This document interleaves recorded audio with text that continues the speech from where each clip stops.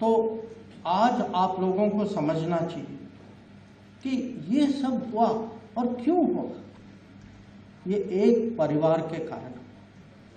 जब आप बाहर जाएंगे, एक फिल्म की पोस्टर है वहाँ, किस्सा कुर्सी का, ये 3 शब्द ना, किस्सा कुर्सी का, ये टोटली आपको बताता है कि इमरजेंसी का कारण क्या था।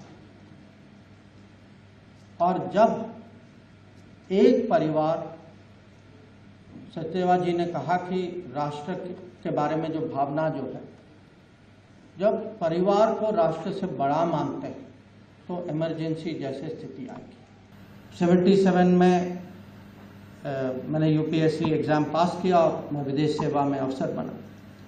तो मेरे पहले जो सीनियर लोग जो थे वो उस समय भारत के अलग अलग राजदूतावासों में थे, और हम उन लोगों से सुनते थे कि दुनिया में इमरजेंसी को डिफेंड करना कितना कठिन था।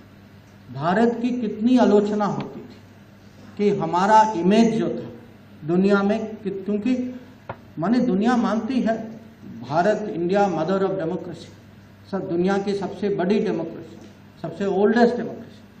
जब बड़ी डेमोक्रेसी, ओल्डेस्ट डेमोक्रेसी, वहाँ संविधान की हत्या होती, जहाँ डेमोक्रेसी की हत्या होती, तो आप सोचिए कि आप इंडिया के एम्बेसडर हैं या डिप्लोमेट हैं, आपकी स्थिति क्या है? आप किस मुंह से आप भारत को डिफेंड करेंगे? कैसा इमेज बनाएंगे? ये हम लोग सुनते थे अपने सीनियर लोग से उस समय।